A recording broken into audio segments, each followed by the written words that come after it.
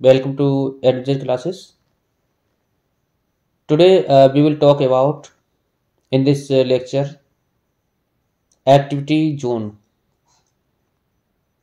ये वाले लेक्चर में हम लोग देखेंगे सारी की सारी वो एक्टिविटीज़ जो हमारे बोर्ड के पॉइंट ऑफ व्यू से बहुत इंपॉर्टेंट हैं और एनसीईआरटी की सारी एक्टिविटी हम लोग कंप्लीट करेंगे। जितनी भी हमारी एनसीईआरटी की एक्टिविटीज़ हैं और ये हमारा रहेगा चैप्टर 1 का एक्टिविटीज़। तो चैप्टर 1 है हमारा केमिकल रिएक्शन एंड इक्वेशन, कहें तो CRE। तो केमिस्ट्री का चैप्टर नंबर है 1 केमिकल रिएक्शन एंड इक्वेशन।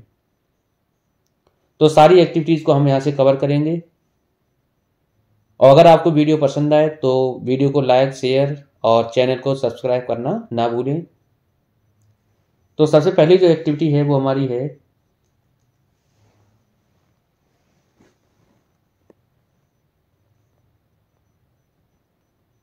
पहली जो एक्टिविटी है वो है बच्चों, ऑब्जेक्टिव क्या है? To study the conventional reaction. Conventional reaction के हम स्टडी करेंगे जो कि हमारी एक्सोथर्मिक रिएक्शन होगी by taking the example of burning of magnesium in air. मतलब यहाँ पर जो मैग्नीशियम है उसको हम बर्न करेंगे एयर में और जो हमारा कन्वेंशन होगा उसका रिएक्शन हम लोग पढ़ेंगे। तो यहाँ पर जो मटेरियल रिक्वायर्ड हैं वो कौन कौन से हैं? मैग्नीशियम रिबन लगभग हमने ले लिया कितना, 2 सेंटीमीटर लॉन्ग, एक sand paper, pair of Tong पकड़ने का काम करेगा, बर्नर जैसे हम लोग जलाएंगे और वॉच ग्लास। ठीक है, इसका प्रोसीजर क्या है? प्रोसीजर सबसे पहले आपको क्या करना है,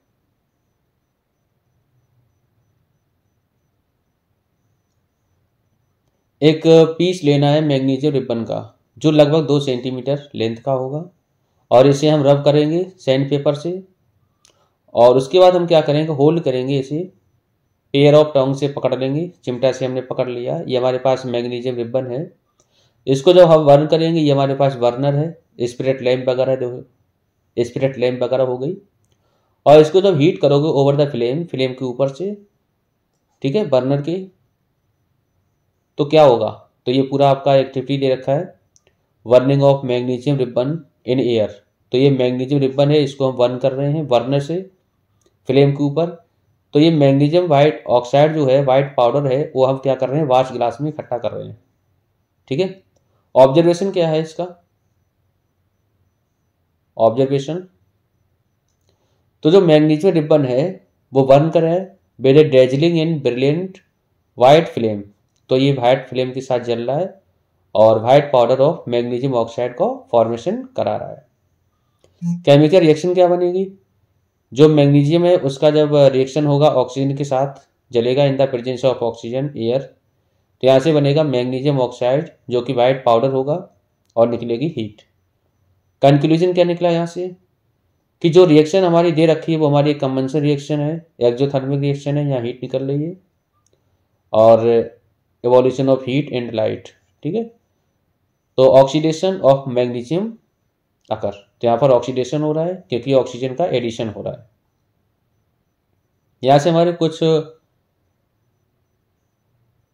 एक नोट पॉइंट है बहुत इंपॉर्टेंट, जो भी तुम्हारा मैग्नीशियम ऑक्साइड बना है इसे अगर हम पानी में डिजोल्व करें, जो मैग्नीशियम ऑक्साइड निकल के आया है पाउडर वाइट कलर का, इसे अगर आप पानी में डिजोल्व करेंगे तो ये क्या करेगा, मैग्नीशियम का हाइड्रोक्साइड बनाएगा।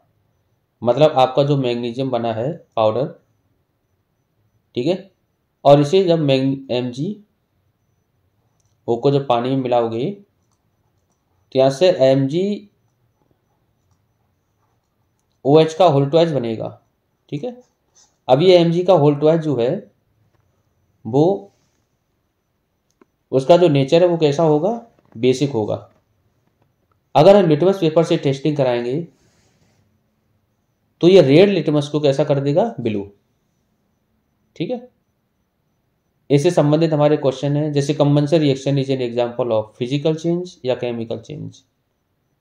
तो जो कन्वेंशनल रिएक्शन हमने देखी कैसा होगा, केमिकल चेंज होगा। What are the burning characteristic of magnesium ribbon? तो कैरेक्टरिस्टिक हमने कौन कौन सी देखी? तो जब एयर में हमने बर्न कराया तो डेजलिंग वाइट फ्लेम, ठीक है, डेजलिंग वाइट फ्लेम।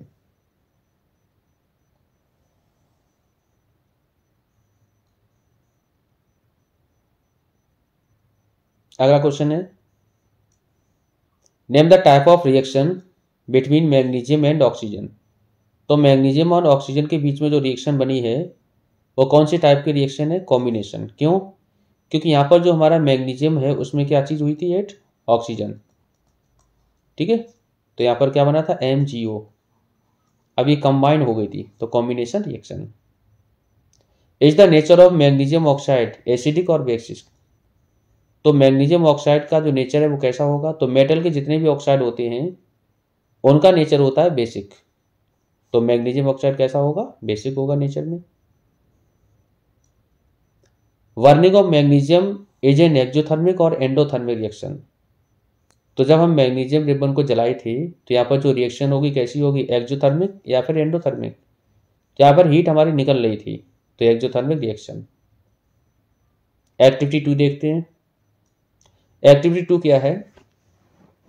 इसका जो ऑब्जेक्टिव है वो है स्टडी एन एक्सोथर्मिक रिएक्शन या combination reaction with the help of reaction between calcium oxide and water.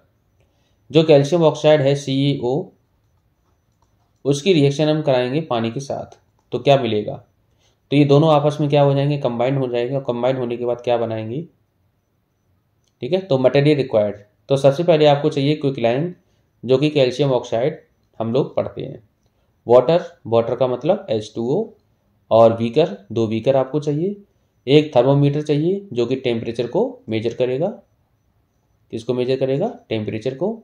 एक चाहिए आपको ग्लास रॉड। इसका पूरा प्रोसीजर क्या है? तो ये हमारा प्रोसीजर दे रखा है। सबसे पहले हमने क्या किया? Take a small amount of approximately 5 gram, लगभग 5 ग्राम हमने क्विकलाइम या फिर कैल्शियम ऑक्साइड ले लिया। कैल्शियम ऑक्साइड CaO एक बीकर में with a glass rod in it, और इसके अंदर एक ग्लास रॉड को हमने डाल दिया। हमने कुछ पानी लिया, take some water in another beaker, और दूसरे बीकर में हमने कुछ वाटर ले लिया। इसका टेम्परेचर हमने मेजर किया। अब वो वाले पानी को हमने क्या किया? Now the add water slowly to the beaker containing quicklime, और जिस बीकर के अंदर हमारा क्विकलाइम भरा हुआ था उसमें हमने पानी को डाल दिया। और जैसे ही पानी डालोगे तो यहाँ पर रिएक्शन होना स्टार्ट हो जाएगी। ऑब्जर्व द चेंज, ऑब्जर्व करो क्या चेंज हो रहा है, and note the temperature of the solution form, और जो सॉल्यूशन फॉर्म हो रहा है उसका हम टेम्परेचर मेजर करेंगे with the help of thermometer. तो जब भी हमारे पास कोई चूना दे रखा है, क्विकलाइम दे रखा है, उसमें जब पानी डालेंगे तो यहाँ पर दोनों के बीच में रिएक्शन होगी, और जब रिएक्शन होगी तो यहाँ पर क्या होगा? हीट बढ़ेगी, हीट बाहर निकलेगी। तो यहाँ पर हम क्या करेंगे? थर्मोमीटर से टेम्परेचर फिर से मेजर करेंगे। तो जब फिर से मेजर करोगे तो यहाँ पर टेम्परेचर राइज होगा, और फॉर्मेशन किसका होगा?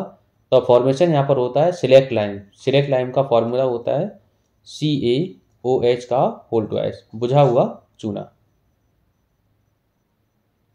Observation, the reaction is vigorous and highly exothermic. तो जो भी रिएक्शन बनेगी वो कैसी है? हाईली एक्सोथर्मिक है, बहुत अधिक मात्रा में हीट बाहर निकलती है। टेम्परेचर राइजेस, टेम्परेचर राइज होता है, और रिएक्शन जैसे जैसे आगे बढ़ेगी वैसे वैसे। तो यहाँ पर हमारी केमिकल रिएक्शन क्या बनेगी? क्विकलाइम हमारे पास होता है कैल्शियम ऑक्साइड CaO जो कि सॉलिड स्टेट में है, एक हमारे पास है H2O वाटर। इन दोनों, ये दोनों जब हमारे कंबाइन होंगे तो बनेगा CaOH का होल ट्वाइस, जिसे हम बोलते हैं सिलेक्ट लाइम। कैल्शियम हाइड्रोक्साइड, बुझा हुआ चूना, और अधिक मात्रा में क्या निकलेगी? हीट। कंक्लूजन क्या निकला? कि it is a combination reaction. ये हमारी कॉम्बिनेशन रिएक्शन है और एक्सोथर्मिक नेचर में। तो कैल्शियम ऑक्साइड में जब पानी हमने मिलाया तो क्या मिला? कैल्शियम हाइड्रोक्साइड, और हीट निकल ली बाहर। तो ये हमारा कौन सा है? Exothermic reaction.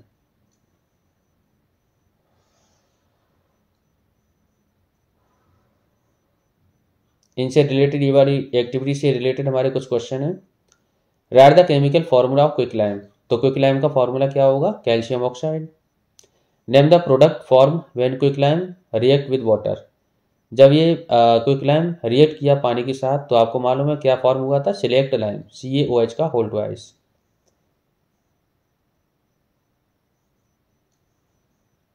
Is there any change in temperature during the above reaction, जब ऊपर रिएक्शन हो रही थी CaO प्लस H2O, तो यहाँ पर कोई टेम्परेचर में चेंज हुआ था? बिल्कुल हुआ था। टेम्परेचर क्या हो रहा था? राइज हो रहा था।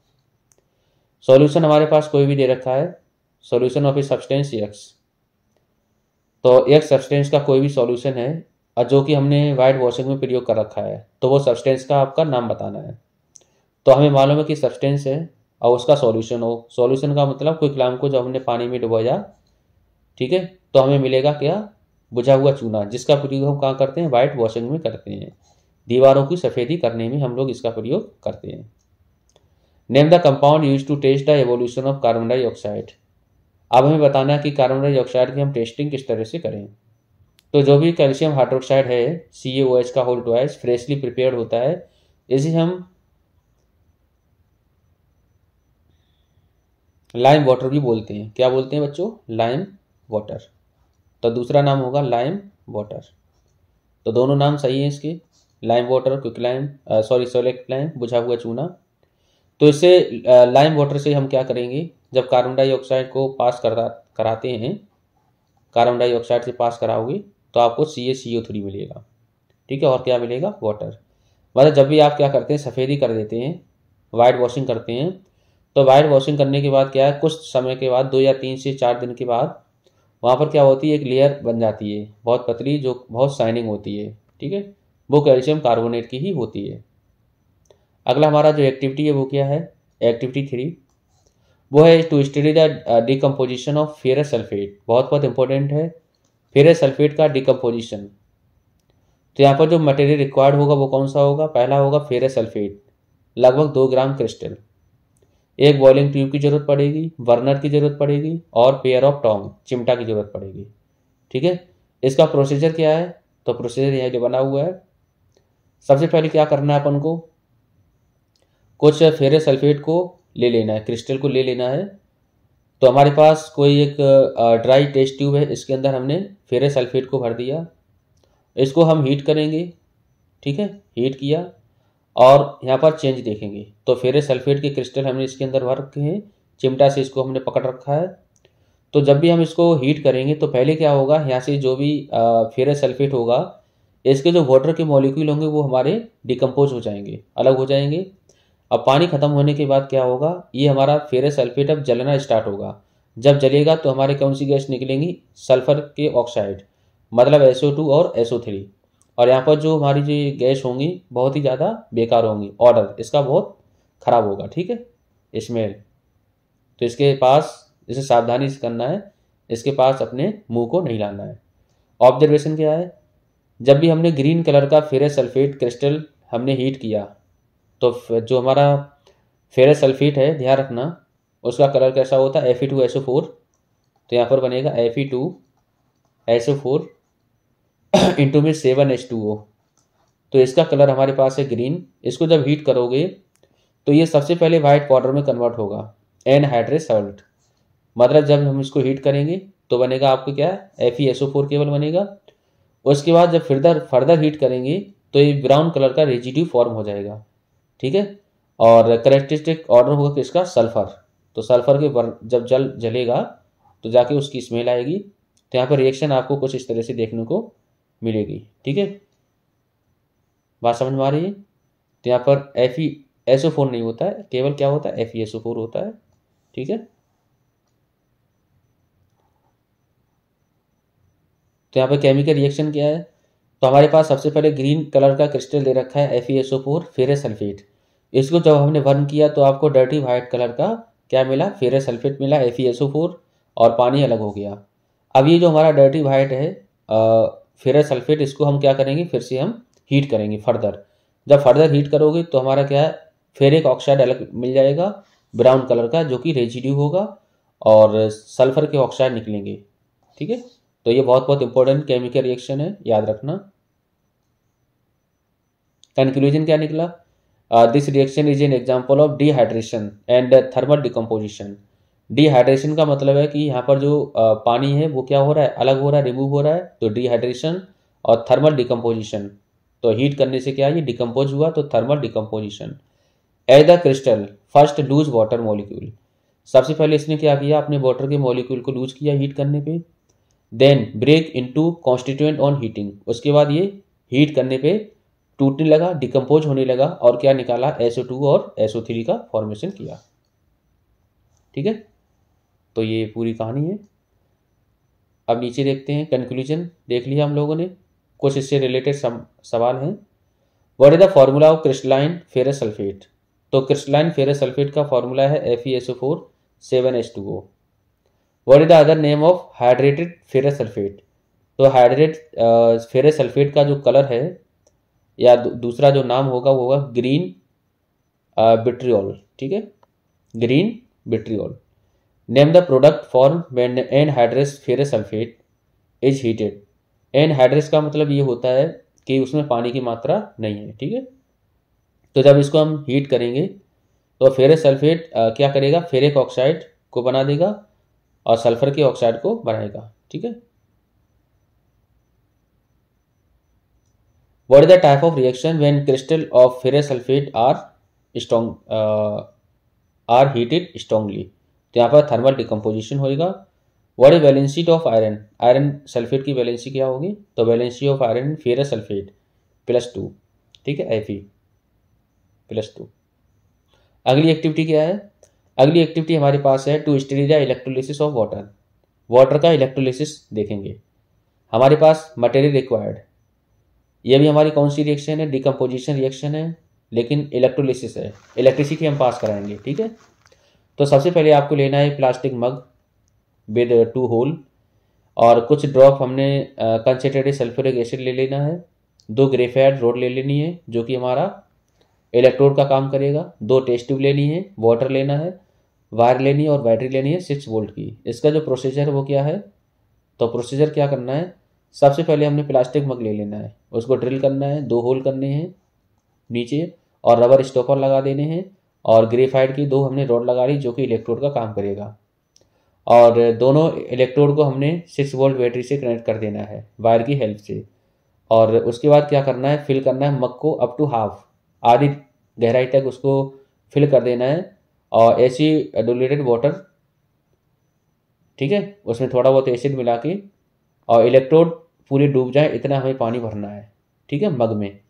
उसके बाद क्या करना है, take 2 test tube, 2 test tube को लेंगे और fill with water and invert them, पानी से भरने के बाद उसको इन्वर्ट कर देंगे दोनों इलेक्ट्रोड के ऊपर। अब हम क्या करेंगे, जो भी गैस निकलेगी उसे हम ऑब्जर्व करेंगे। ठीक है, तो जो गैस निकलेगी उसे हम ऑब्जर्व करेंगे। तो यहाँ पर ये हमारा पूरा प्रोसीजर बना हुआ है।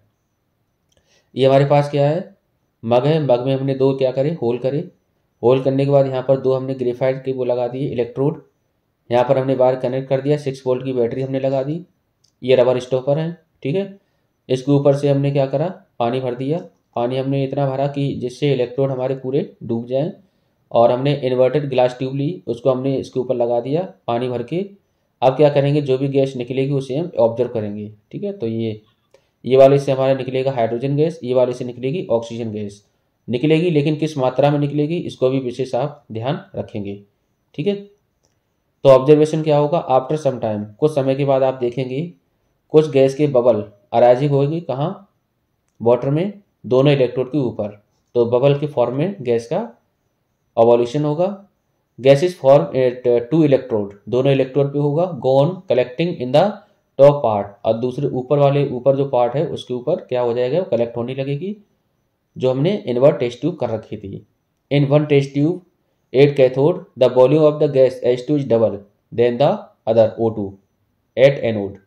मतलब यहाँ पर जो गैस बनेगी कैथोड पे जो निकल रही है,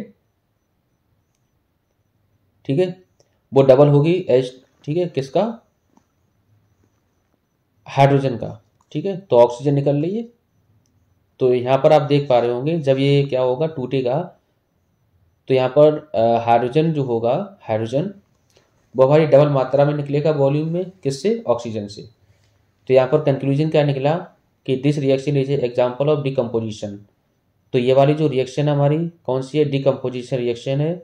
as it take place by passing electric current, जैसे जैसे इलेक्ट्रिक करंट पास कराओगे, so it is called electrolysis. तो ये वाला प्रोसेस कौन सा होगा, इलेक्ट्रोलिसिस इन वाटर। पानी में क्या होता है H2 एंड O2, H2 और A2 हमारे जो हैं वो किस रेशियो में प्रेजेंट होते हैं, तो 2:1 में प्रेजेंट होते हैं, हमेशा ध्यान रखना। तो अगर 1 लीटर एक पार्ट इसका तो 2 पार्ट हाइड्रोजन का, ठीक है। अगर मान के चलो थोड़ा सा फ्यू ड्रॉप हम एसिड के मिला दें पानी में, तो ये क्या हो जाएगा, अच्छा कंडक्टर का काम करेगा इलेक्ट्रिसिटी के, ठीक है। अगर हम एसिड ना मिलाएं तो हमें ज़्यादा बैटरी की आवश्यकता पड़ेगी, ज़्यादा पोटेंशियल की आवश्यकता पड़ेगी। कुछ क्वेश्चन हैं ये वाली एक्टिविटी से रिलेटेड, किस तरह बन सकते हैं। Which one is chemical change electrolysis of water और sodium chloride expose in sunlight. तो electrolysis of water is chemical change, ठीक है। इन व्हाट रेशियो H2 और O2, तो H2 और O2 हमने बता दिया 2:1 में प्रेजेंट होता है।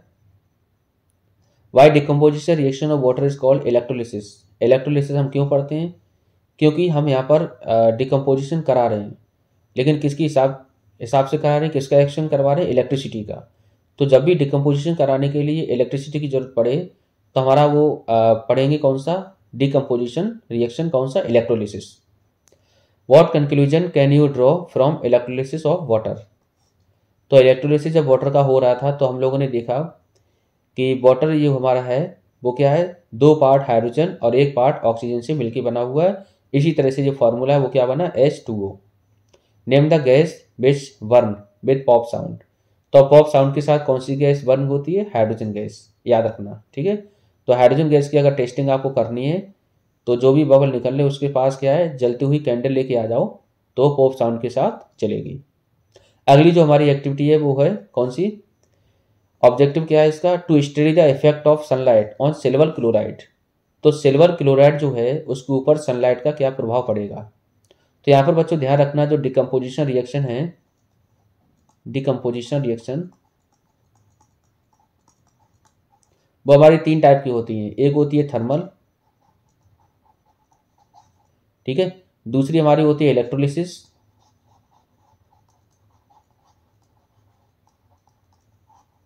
और तीसरी हमारी होती है कौन सी, फोटोलिसिस, ठीक है, फोटोलिसिस। तो यहाँ से थर्मल में हीट की जरूरत पड़ती है, इलेक्ट्रोलिसिस में इलेक्ट्रिसिटी की जरूरत पड़ती है, और फोटोलिसिस में लाइट की जरूरत पड़ती है। तो 2 हम लोगों ने पढ़ ली, अब हम लोग पढ़ेंगे कौन सी, फोटोलिसिस वाली, ठीक है। तो सनलाइट की प्रेजेंस में हम क्या करेंगे, सिल्वर क्लोराइड को रखें। तो यहाँ मटेरियल रिक्वायर्ड, तो silver chloride in China dish, तो चाइना डिश और सिल्वर क्लोराइड। प्रोसीजर क्या होगा, place small amount of silver chloride, तो कुछ अमाउंट में हमने सिल्वर क्लोराइड ले लिया, लगभग 2 ग्राम चाइना डिश में, और ऑब्जर्व करेंगे इसका कलर। तो इसके कलर को ऑब्जर्व करेंगे। Place this china dish in sunlight for some time, थोड़े समय के लिए चाइना डिश को हमने धूप में रखा और कलर को हमने चेंज किया, ऑब्जर्व किया। तो ऑब्जर्व कलर चेंज हुआ और कलर को ऑब्जर्व करेंगे। ऑब्जर्वेशन क्या आया, थोड़े समय के बाद जो है उसका जो कलर है वो कैसा हो गया, ग्रे, कैसा हो गया, ग्रे।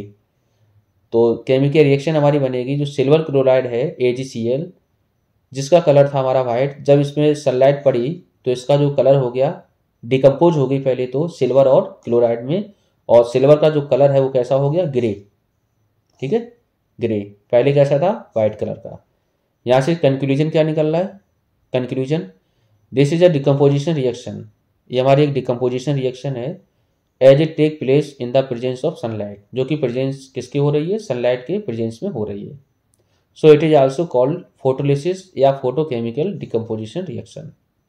तो इसके हिसाब से ये वाली रिएक्शन को हम फोटोलिसिस या फोटोकेमिकल डिकम्पोजिशन रिएक्शन भी पढ़ेंगे, ठीक है। कुछ हमारे क्वेश्चन है इससे संबंधित। What change in color is observed when white silver chloride AgCl is left exposed to sunlight? तो जब भी हमने सनलाइट की उपस्थिति में AgCl को छोड़ा तो क्या हुआ, तो व्हाइट कलर का जो सॉलिड सिल्वर क्लोराइड है वो कैसा हो गया, ग्रे हो गया। What type of chemical reaction is this? ये किस तरह की केमिकल रिएक्शन है, तो फोटो डिकम्पोजिशन रिएक्शन होगी। Name the product obtained when silver chloride is exposed to sunlight. तो जब भी सिल्वर क्लोराइड को हमने सनलाइट में रखा तो कौन कौन से प्रोडक्ट बने, तो सिल्वर बना और क्लोरीन बना। Name 2 salt that are use to in black and white photography. तो आपको दो सॉल्ट के नाम बताने हैं जो ब्लैक और वाइट फोटोग्राफी में प्रयोग होते हैं। तो ये बहुत इंपॉर्टेंट है क्वेश्चन। एक है AgCl और दूसरा है silver bromide. AgCl and silver bromide. Right the decomposition reaction of silver bromide. Silver bromide की क्या बनेगी हमारी, तो ये हमारे पास सिल्वर ब्रोमाइड है, तो ये जब टूटेगा तो बनेगा सिल्वर और ब्रोमाइड।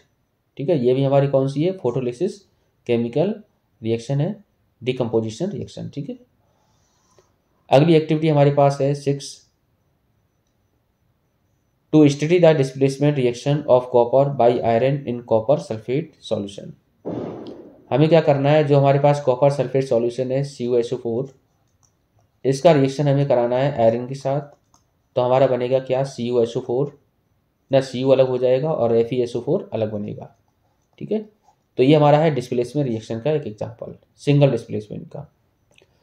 तो यहाँ पर जो आयरन है वो हमारा ज़्यादा रिएक्टिव होता है कॉपर से, तो कॉपर को डिस्प्लेस करा के कौन आ जाएगा, आयरन आ जाएगा। ठीक है, तो कौन कौन सी मटेरियल हमारी रिक्वायर्ड होंगी, हमें चाहिए 2 आयरन नेल, 2 टेस्ट ट्यूब चाहिए और कॉपर सल्फेट सॉल्यूशन चाहिए। प्रोसीजर क्या होगा, सबसे पहले हमें क्या करना है, 2 आयरन नेल को लेना है और इन्हें हम क्लीन कर लेंगे किससे, सैंड पेपर से। सैंड पेपर से इसे हमने क्लीन कर लिया और 2 हमें टेस्ट ट्यूब लेनी है, एक को मार्क कर देंगे A और दूसरे को मार्क कर देंगे B, और दोनों में हम क्या करेंगे 10 ml CuSO4 को डाल देंगे। ठीक है, कॉपर सल्फेट सॉल्यूशन को भर देंगे और क्या करेंगे, टाई करेंगे एक आयरन को और थ्रेड धागे से और इमर्स कर देंगे टेस्ट ट्यूब B में लगभग 20 मिनट के लिए। और सॉल्यूशन A जो है, जिसमें हमने जो टेस्ट ट्यूब हमारे पास A थी और एक आयरन नील थी, उसको हम साइड में रख लेंगे कंपैरिजन कराने के लिए। ठीक है, तो हमने क्या करा, एक टेस्ट ट्यूब हमने ले ली B, इसमें हमने आयरन नेल को डाला। आयरन नेल को डालने के बाद CuSO4 इसके अंदर सॉल्यूशन था। ठीक है, और एक हमने पहले से आयरन नेल को साइड में रखा था। ठीक है, आयरन नेल बिफोर एक्सपेरिमेंट, ये हमारे पास आफ्टर एक्सपेरिमेंट है जब हमने CuSO4 के अंदर डाल दिया। और हमारे पास क्या है, 2 टेस्ट ट्यूब थी, एक में हमने क्या करा था, B वाले में आयरन नेल को डाला था, A वाले को हमने साइड में रख लिया था। तो आयरन नेल को जब इसमें नहीं डाला था तब इसका जो कलर होगा वो हमारा होगा ब्लू। ठीक है, तो कॉपर सल्फेट का कलर होता है कैसा, ब्लू। जैसे ही तुम आयरन नेल को इसमें डाल दोगे तो रिएक्शन होगी, और रिएक्शन होने के बाद इसके ऊपर जो आयरन नेल के ऊपर है, आयरन नेल के ऊपर एक लेयर हो जाएगी, वो किसकी लेयर होगी, ब्राउन कलर की। ठीक है, तो डिपॉजिट हो जाएगा, ब्राउनिश कलर हो जाएगा आयरन के ऊपर, और जो तुम्हारा सॉल्यूशन है वो कॉपर सल्फेट से कैसा हो जाएगा, फेरस सल्फेट, जिसका कलर कैसा होगा, ग्रीन। तो ये बहुत इंपॉर्टेंट है। ठीक है, तो iron nail and copper sulphate solution compare before and after the experiment. तो ये हमारा कंपैरिजन के लिए हमने रखा था एक को।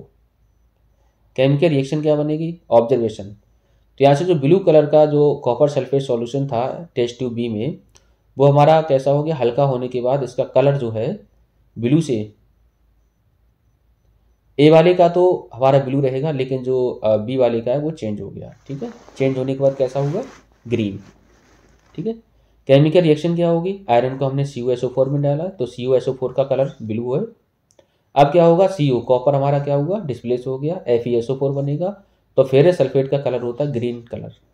ठीक है, तो जब भी हम टेस्ट ट्यूब में क्या करेंगे, कॉपर सल्फेट सॉल्यूशन डालेंगे, उसके अंदर आयरन नेल डालेंगे, तो आयरन नेल के ऊपर एक हमारी ब्राउन लेयर बन जाएगी और उसका जो कलर है सॉल्यूशन का कैसा हो जाएगा, ग्रीन। ठीक है, कंक्लूजन क्या लिया, यहाँ पर जो मोर रिएक्टिव एलिमेंट है, मोर रिएक्टिव एलिमेंट आयरन, वो क्या करा, डिस्प्लेस कर दिया कॉपर को, किससे, कॉपर सल्फेट सॉल्यूशन से। तो इसलिए हमारी जो रिएक्शन बनी वो कौन सी रिएक्शन होगी, displacement reaction. Check yourself, question किस तरह बनेंगे, what change in the colour of iron nail and copper sulphate solution do you observe after keeping the iron nail dip in copper sulphate solution for about 20 minute. जब हमने 20 minute तक रखा copper sulphate solution के अंदर iron nail को, तो आपने क्या ऑब्जर्व किया, तो आयरन नेल है वो हमारी ब्राउनिश कलर की हो गई थी, और ब्लू कलर का जो हमारे पास सॉल्यूशन था कॉपर सल्फेट का, वो फेड हो गया। ठीक है, क्या बना, फेरस सल्फेट, ग्रीन कलर का। Why the blue colour of copper sulphate fade by adding iron nail, ऐसा क्यों हुआ, कलर क्यों चेंज हुआ, तो ये इसलिए हुआ क्योंकि जो हमारा Cu है वो CuSO4 से गायब हो गया सॉल्यूशन, और नया हमारा प्रोडक्ट बना जो कि FeSO4, ठीक है, और कॉपर मेटल। तो इस तरह से ये अलग कंपाउंड होने की वजह से कलर चेंज हुआ। What is the formula of crystalline copper sulphate? तो क्रिस्टलाइन कॉपर सल्फेट का जो फॉर्मूला होता है वो होता है CuSO4 और 5H2O।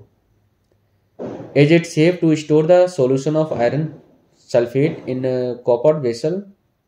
क्या कॉपर वेसल में हम इसको सेफ रख सकते हैं? किसको? आयरन सल्फेट को। तो बिल्कुल रख सकते हैं। It is safe store iron sulphate solution in copper vessel because copper is less reactive. क्योंकि जो कॉपर है वो हमारा कम रिएक्टिव है, तो हम बिल्कुल आसानी से रख सकते हैं, उसमें कोई दिक्कत नहीं है, ठीक है। Name the type of reaction in the above activity. तो ऊपर जो एक्टिविटी है वो हमारी कौन सी टाइप की रिएक्शन भी है? रिडॉक्स रिएक्शन भी है, redox displacement reaction, displacement reaction. अगली जो एक्टिविटी है वो भी हमारी बहुत इंपॉर्टेंट है, ये भी डबल डिस्प्लेसमेंट रिएक्शन के ऊपर है। To study the double displacement reaction of barium chloride and sodium sulphate, बहुत बहुत इंपॉर्टेंट है। यहाँ पर मटेरियल रिक्वायर्ड कौन कौन सा होगा? टेस्ट ट्यूब, 2 टेस्ट ट्यूब आपको लेनी है, 3 ml बेरियम क्लोराइड सॉल्यूशन और 3 ml आपको सोडियम सल्फेट सॉल्यूशन लेना है, स्टेरर रॉड लेनी है एंड कॉनिकल फ्लास्क लेना है, ठीक है।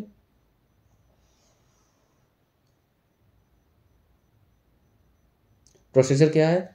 सबसे पहले हमें क्या करना है? 3 ml सॉल्यूशन लेना है सल्फेट, सोडियम सल्फेट सॉल्यूशन को एक टेस्ट ट्यूब में, और 3 ml बेरियम क्लोराइड सॉल्यूशन को दूसरे टेस्ट ट्यूब में। Then add these 2 solution in conical flask, और एक कॉनिकल फ्लास्क में हमने क्या करा? उसको मिला दिया और धीरे धीरे हम क्या करेंगे? उसको रॉड से हम हिलाएंगे, ठीक है। रॉड से हिलाने के बाद क्या है? ऑब्जर्व क्या करेंगे? ए वाइट सब्सटेंस, वाइट कलर का सब्सटेंस हमारा फॉर्म होगा जो कि इनसॉल्युबल होगा पानी में। This insoluble substance is a precipitate of barium sulphate, जो कि हमारा बेरियम सल्फेट का वो होगा प्रेसिपिटेशन। तो हमने क्या किया? 2 हमारे पास थे, एक टेस्ट ट्यूब में हमने लिया क्या? सोडियम सल्फेट, और दूसरे में क्या लिया? Barium chloride. दोनों को हमने एक कॉनिकल फ्लास्क में मिलाया, मिलाने के बाद क्या हुआ? BaSO4 बना, बेरियम सल्फेट, जो कि वाइट कलर का क्या है? प्रेसिपिटेट है, और बनेगा सोडियम क्लोराइड, ठीक है। कंक्लूजन क्या निकला? The reaction is an example of double displacement reaction and precipitation.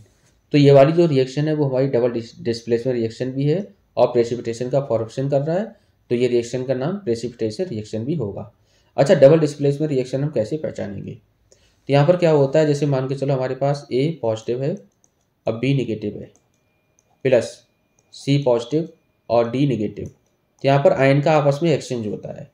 तो A प्लस है तो A प्लस वाला यहाँ से B निगेटिव वाला उठाएगा, तो A प्लस बनेगा, D निगेटिव बनेगा, प्लस C प्लस बनेगा और B निगेटिव। तो आयन का आपस में एक्सचेंज हो जाता है इस, और यहाँ से हमारी डबल डिस्प्लेसमेंट बन जाती है। तो यहाँ से एक बार देख लो, सोडियम है तो सोडियम के ऊपर कैसा होता है? पॉजिटिव, तो इसका निगेटिव उठाना है, तो Cl निगेटिव है और सोडियम पॉजिटिव, तो NaCl बन गया, देखो।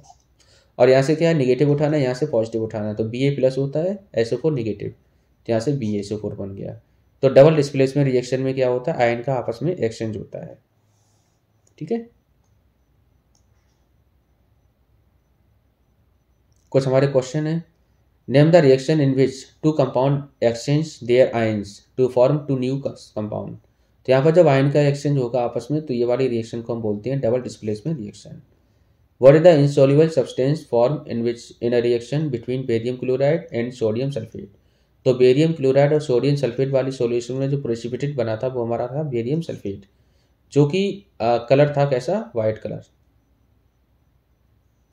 What is the colour of barium sulphate? तो हमने बता दिया कैसा है, वाइट कलर है। State the physical condition of reactant in which the reaction between barium chloride and sodium sulphate will not take place. तो reaction will not take place if the 2 reactant are in the solid state. अगर मान के चलो दोनों हमारे solid state में, तो कोई भी रिएक्शन नहीं होगी, इसको भी आप ध्यान रखना। Right the chemical equation of ammonium sulphate is used in place of sodium sulphate. अगर मान लो हम सोडियम सल्फेट की जगह अमोनियम सल्फेट का प्रयोग करें, तो NH4 का whole twice SO4 plus BaCl2, तो यहाँ पर BaSO4 बनेगा और अमोनियम क्लोराइड हो जाएगा, तो सोडियम क्लोराइड की जगह अमोनियम क्लोराइड हो जाएगा, बस इतना अंतर है। तो ये हमारी एक्टिविटी थी सारी की सारी पहले चैप्टर की, जो कि हमारा केमिस्ट्री का पहला चैप्टर था, केमिकल इक्वेशन एंड रिएक्शन। ठीक है, तो सारी की सारी एक्टिविटी हम लोगों ने कवर कर ली। यहाँ से आपके कई सारे सवाल यहाँ से पढ़ने के चांस रहते हैं, तो पढ़ाई करते रहें। All the very best. Thank you.